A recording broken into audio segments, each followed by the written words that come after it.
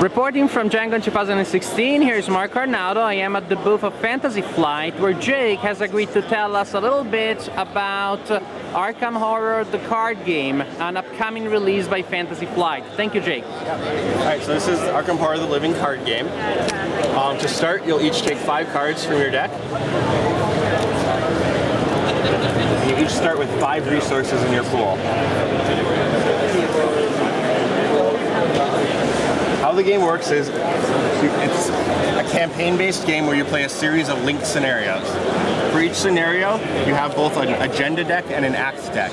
The act deck is sort of the good deck. You're trying to progress through it to discover more and advance the scenario. The agenda deck is the evil deck. It represents the progress of the evil things about in Arkham. Okay? The flow of the game is you'll have bad things happen first, you'll add a doom token to the agenda, and when it reaches that number, it'll advance to the next card in the deck, and that's usually a bad thing for you guys. Then you'll each get an encounter card from the deck, which represents monsters or bad things happening to you. Then you'll each get a turn. On your turn, you have 3 actions.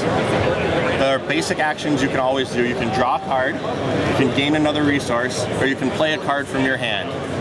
The cards are divided into 3 types. There are assets, which are permanent cards that stay in play and give you a benefit. There are events, which are one-time things. They happen and then are discarded. And finally, there are skill cards, which do not have a cost in the top left, and they're only useful for skill checks. To do a skill check, another action you can do on your turn is to investigate a location. Certain locations will come into play with clues on them, as you can see by the number here. The hat is per investigator. That means it comes into play with 4 since there are 2 of you. To investigate a location, you do a skill check of your intelligence, represented by the book value on your card, against the shroud value of the location, represented by the black number on it. To do a skill check, you take your value, you can then discard cards from your hand if they have a matching icon in the sidebar to add that number to your skill check. So if you have a book icon, you can add 1 to the skill check for each book icon you discard. Then you draw from the Chaos Badge.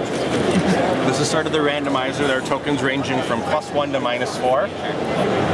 You draw the token, apply that modifier to your skill, and if you equal or exceed your target number, you succeed. If you succeed, you gain 1 of the clues on the location. If you fail, nothing happens, you just didn't find anything. When as a group you have 4 clues, since it's 2 per investigator, you can advance the act deck to the next card and progress in the story. So to start out the scenario, you met at your study to discuss the strange goings-on, but the door disappeared before your very eyes and you're now trapped in the study. You must investigate to find a way out. On the first turn, we do not do the bad things, so you have 1 turn to freely get started, play out some assets, do some investigation. So whichever of you wants to go first. So I have an asset. This is an asset. Yep, so you pay the 3 resources to play it.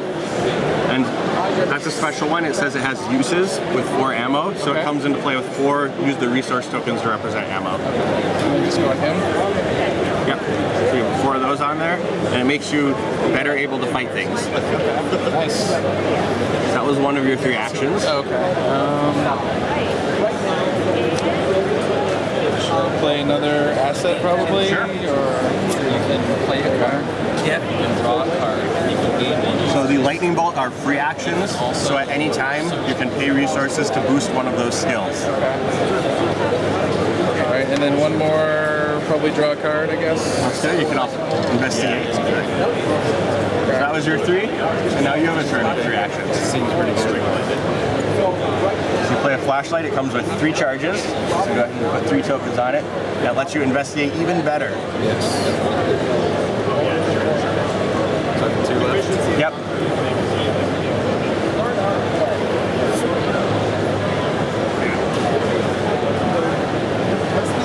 Can I investigate? Yep, so the little arrow means an action, so you spend an action to use the flashlight, discard 1 of the charges, and so it reduces the shroud value by 2, so your target number is 0 now.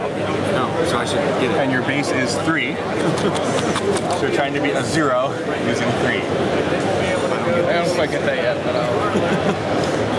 That's probably not a So good that's one. a special effect. It's -X, where X is the number of ghouls in your location. Right now, since it's the there are no ghouls, so it's just a 0. So 3, you still have 3, you beat 0, which means you get a clue. Nice. And this goes back in the back. Okay. So Once you have 4 of them together, you can advance. And you have 1 more action. So that was pretty good. Yeah, nice. Awesome. Didn't know what I was doing. So this is the basic structure of the turn. Yep. And how do you win and how do you lose? So you don't win or lose as such. As you Uh-huh. get through the act deck or the agenda deck, depending on whether you're doing well or poorly, you'll reach a resolution out of the campaign book, which will then apply modifiers to the next scenario you play in that campaign. Oh, I see. Usually if you progress through the act deck, there'll be good modifiers, they'll give you benefits for the next scenario. If it's through the agenda deck, you'll have bad things happen to you for the next Nice. So scenario. it's really a nice story that is woven through the scenarios in the campaign. How long would you say a game lasts? How long does it take typically? I would say about 45 minutes to an hour, maybe going a little longer for some of the later scenarios that are bigger and more complex. All right, thank you very much for giving us a sense of how Arkham Horror, the card game, plays. Yep. Thank you. Leaving